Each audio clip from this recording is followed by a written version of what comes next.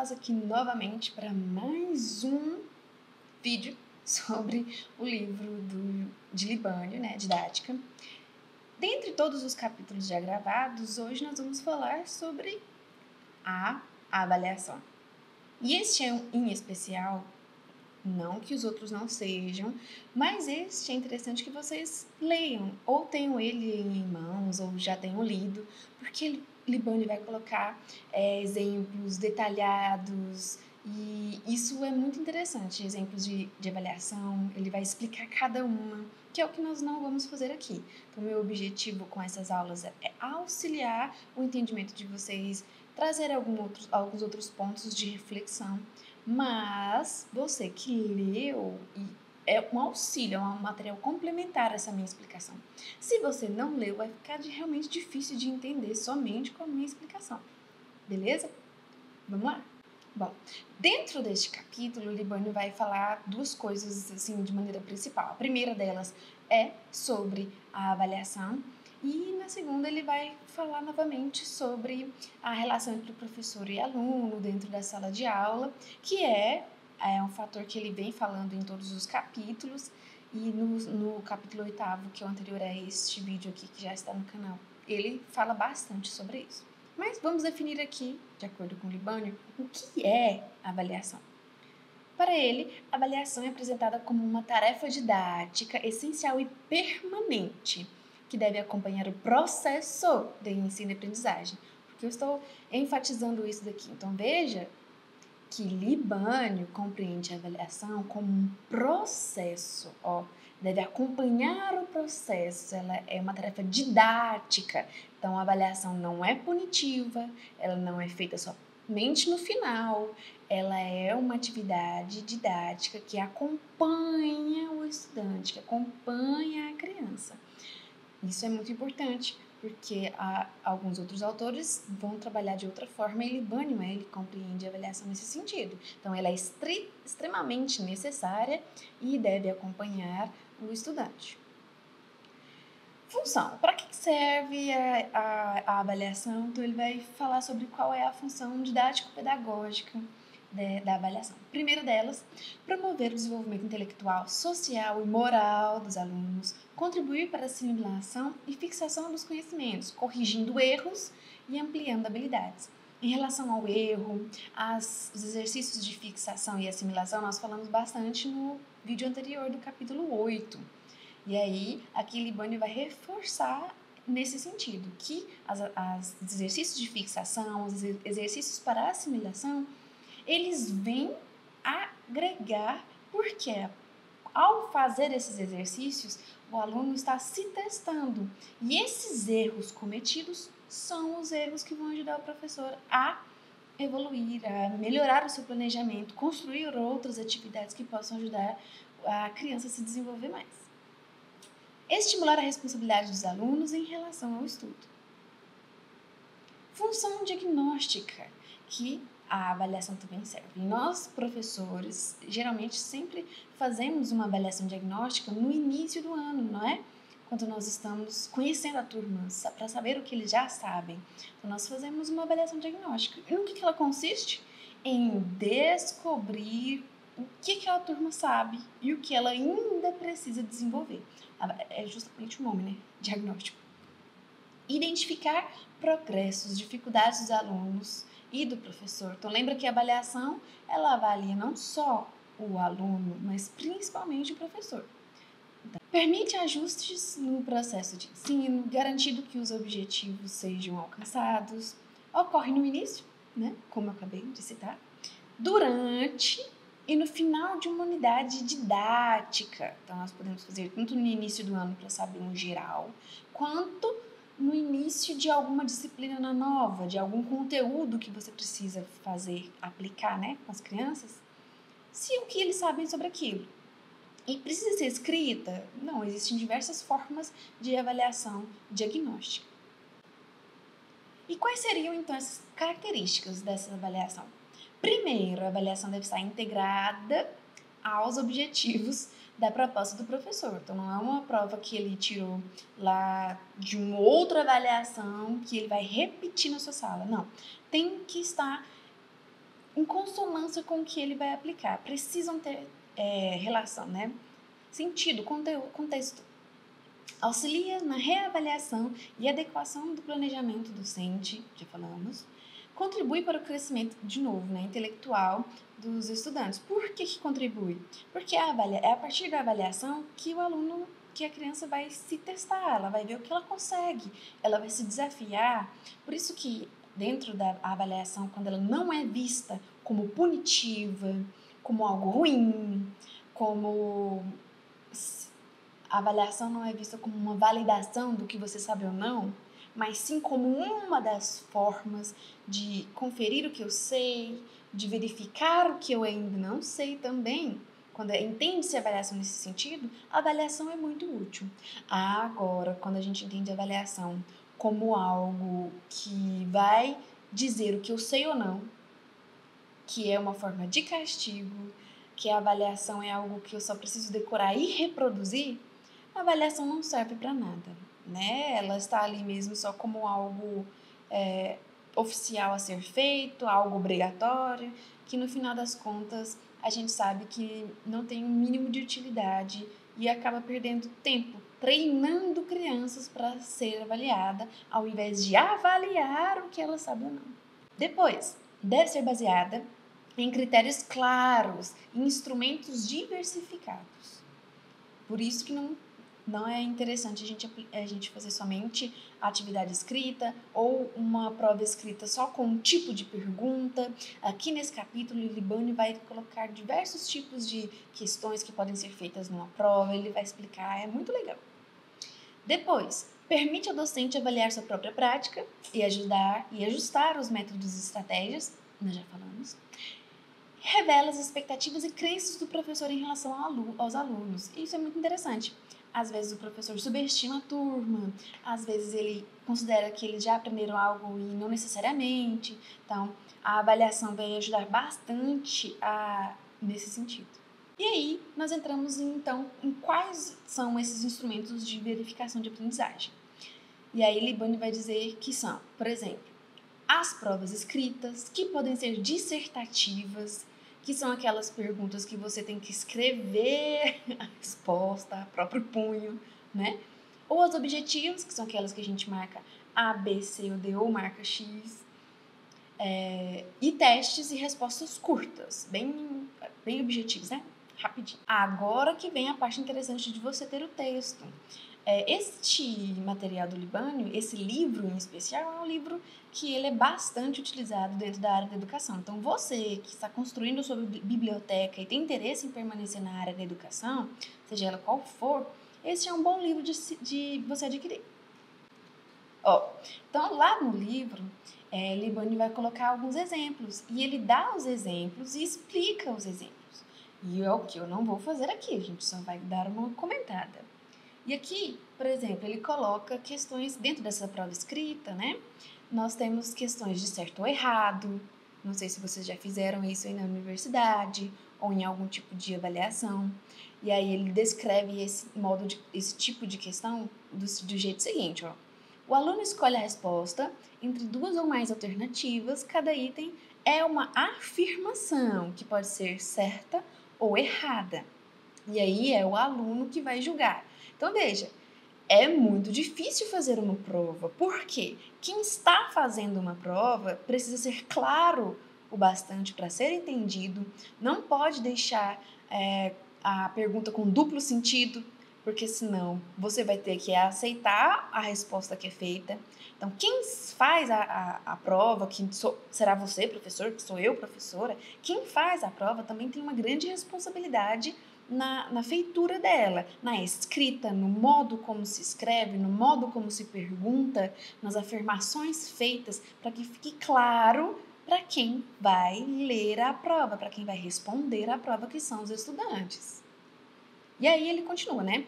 Outro tipo de questão que são as de lacuna, que é aquele preenche os espaços, né? A gente usa muito em exercícios para as crianças, para interpretação de texto. E aí é questões para complementar. Outro tipo, aquela que a gente relaciona colunas, né? A e B, aí aqui tem um tipo. Coloque dentro dos parênteses da coluna B o número correspondente à capital do estado que está na coluna A. Então, temos aqui Rio de Janeiro. Qual é a capital do Rio de Janeiro? Vitória, São Luís. E aí, a criança, o estudante tem que relacionar. Depois ele vai falar daqui do lado, que aquele exemplo primeiro é o mesmo, do lado ali assinale a alternativa correta. Esse aqui tem muito em concurso, né?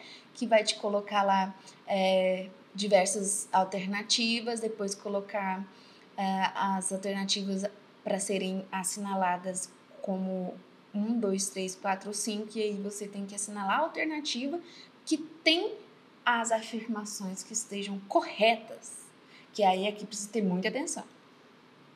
Temos também os tipos de pergunta que são curtas, que elas pedem uma resposta mais objetiva, que você não precisa elaborar demais. Então, aqui, uma das perguntas que coloca aqui. Fabiana, cite 5 alimentos ricos em proteínas. Cite 5 alimentos. Eu quero que você me diga 5 alimentos. Apenas isso. Você não precisa me explicar teoricamente nada. É literalmente 5 alimentos. Depois, questão de ordenação. Essa daqui cai muito em prova, né? Dentro das universidades e das escolas também a gente usa bastante, que é colocar dentro da ordem da sequência correta. O que vem primeiro, segundo, terceiro. Depois, questões de interpretação de texto. Isso também a gente usa bastante dentro da escola, principalmente nas avaliações de língua portuguesa, história, até geografia.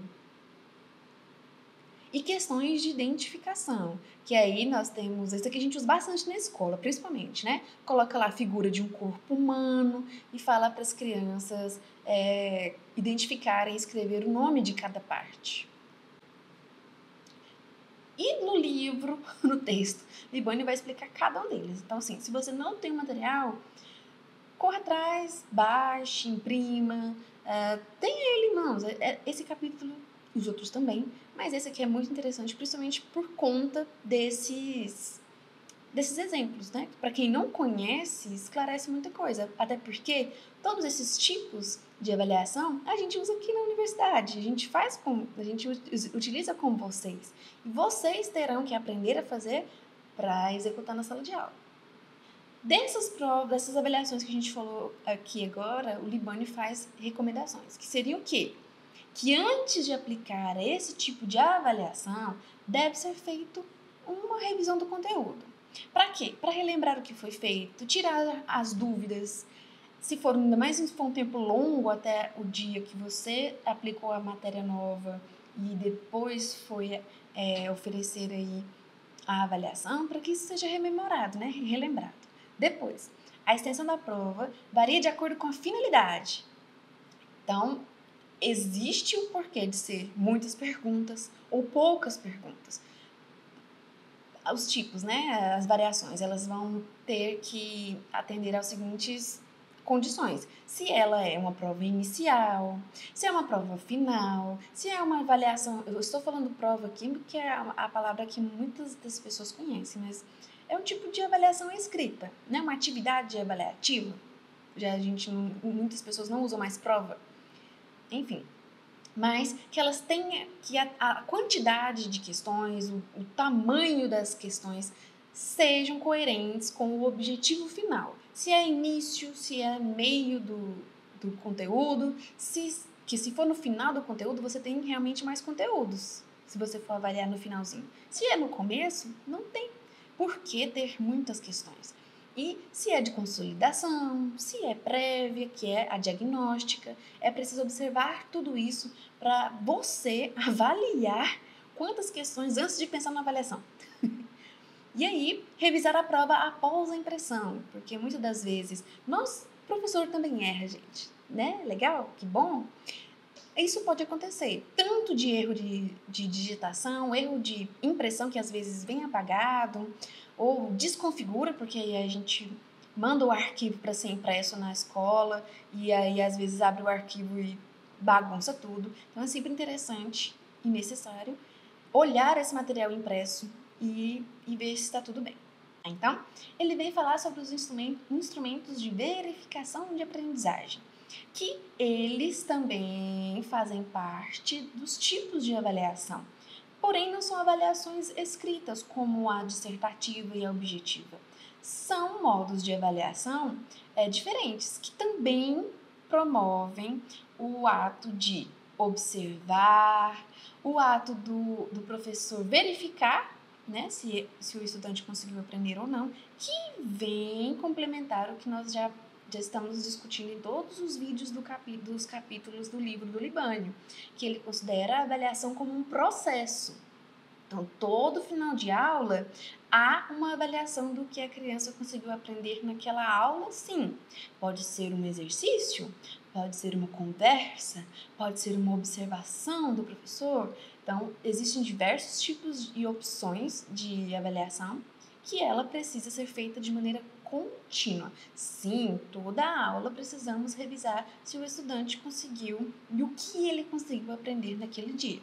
Lembra que ele fica na escola durante muitas horas, então não é possível que durante dessas aulas a gente não conseguiu aprender alguma coisinha que seja, e aí essa avaliação ela acontece para ver a evolução do estudante, não apenas lá no final, onde vocês sabem que muitas das vezes a criança estuda para poder fazer a prova e esquece, e não, de fato, ela não aprendeu. Dentro desses procedimentos auxiliares, o Libânio vai citar, que é a observação, entrevistas e fichas sintéticas. Lá no livro, ele vai colocar alguns exemplos.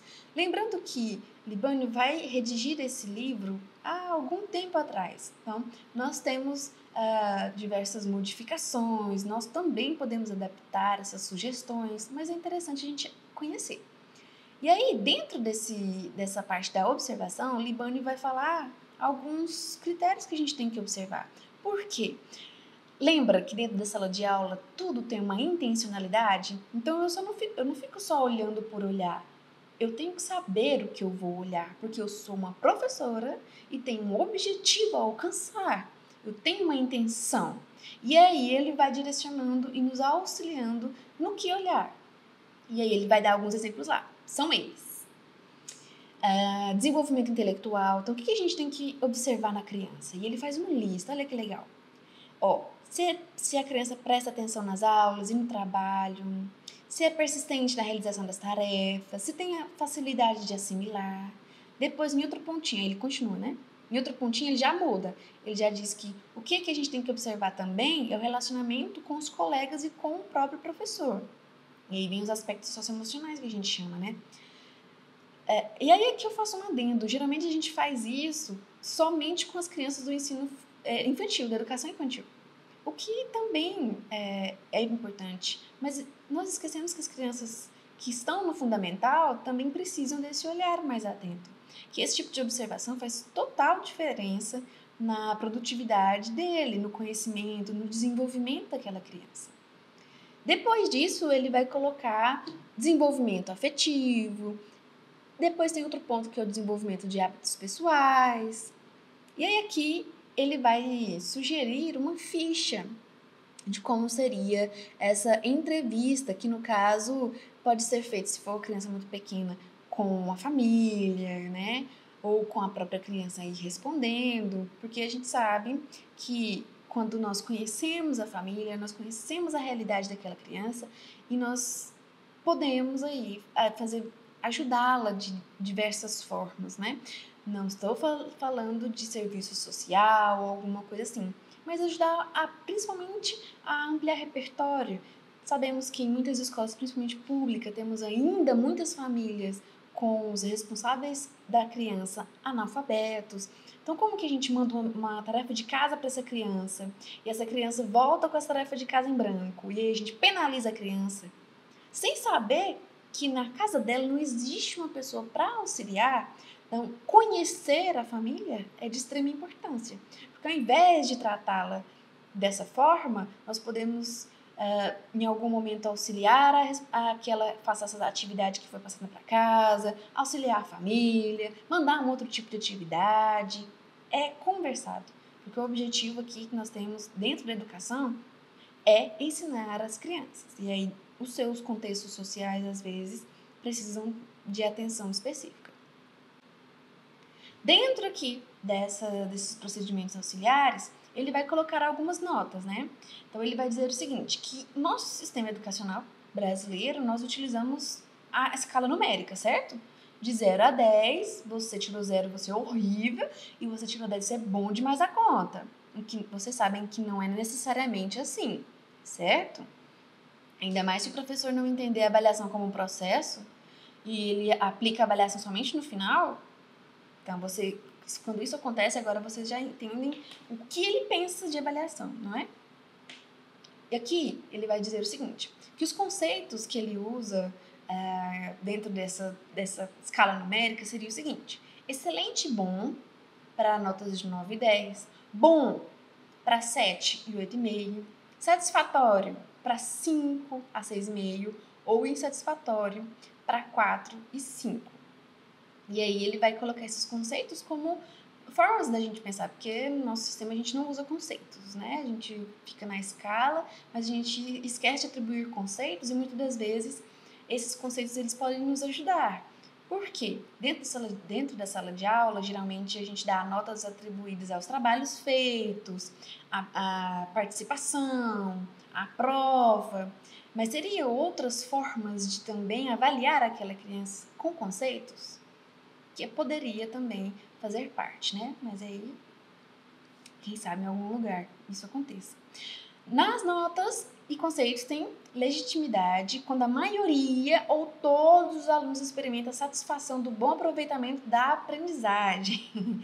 Aí aqui a gente entra novamente, Libânio, que pensa nessa avaliação contínua, nessa visão de valorizar o conhecimento da criança, de não apenas dar uma avaliação no final para que ela deposite, né, para que ela coloque ali tudo que ela aprendeu e não possa errar.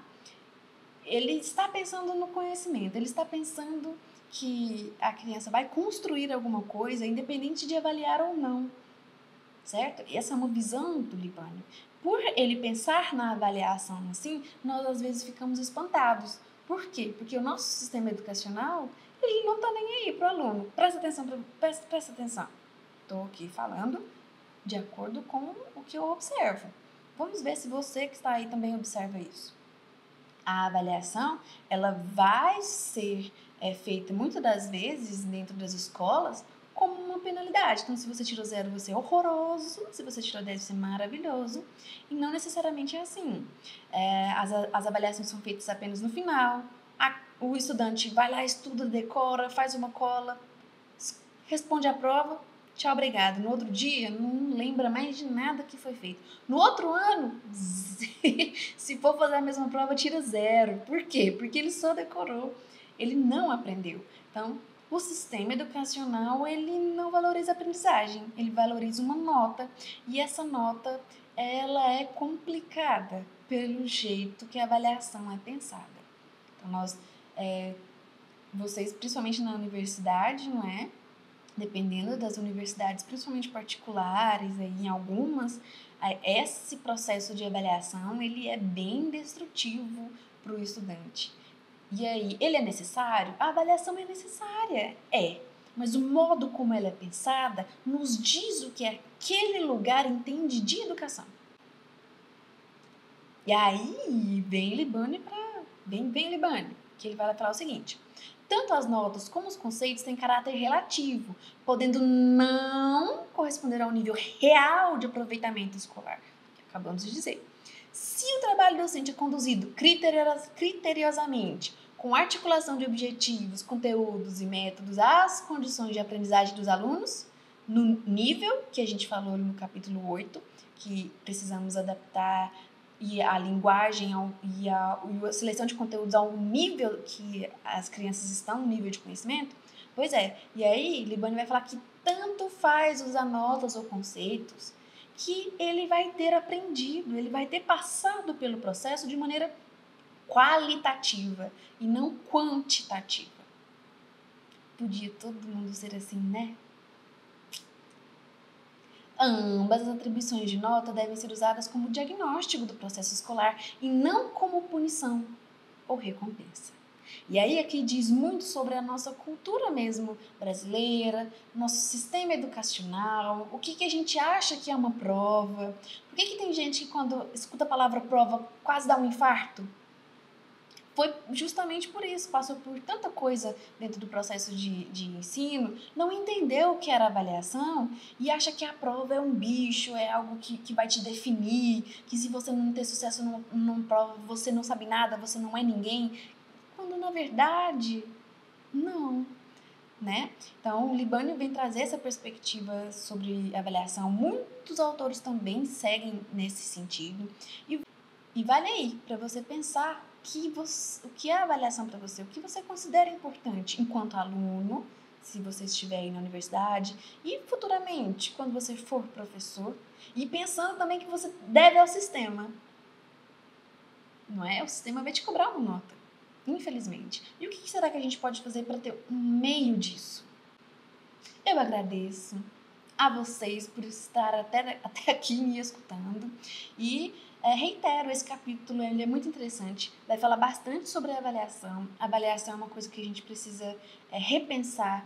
Vocês que estão aí sendo formados, repensem, vejam a avaliação dos professores de vocês, observam como cada um trabalha, quais são os métodos dos professores de vocês lá das universidades, vejam na sala de aula da educação básica, como é que os professores tratam isso, observe os programas do governo, como eles observam a prova, quando é que eles aplicam as provas, veja o que tem nessas provas, olha o Enem, por exemplo. Então, observar como a avaliação é tratada no sistema educacional diz muito sobre como esse sistema entende educação, sobre como esse sistema entende o que é escola e como ele entende o que ele valoriza no estudante. Será que ele valoriza só o resultado final? Será que ele valoriza que o estudante aprenda ou não? E o que você, enquanto professor, vai valorizar? Resultado final? O processo? Bom, fica aí o convite, leiam Libânio, ele é um cara muito legal e peguem o material. Aqui dentro do canal, eu peço para vocês, se essa aula foi útil para vocês, se ajudou vocês a entenderem algumas coisas a mais, que sugiram aqui nos comentários outros tipos de textos que vocês estejam estudando aí dentro do curso e que queiram que a gente converse aqui no canal. O livro do Libânio, nós já estamos quase terminando a saga do Libânio, e aí, depois disso, nós podemos trazer outros tipos de textos, certo? Muito obrigada!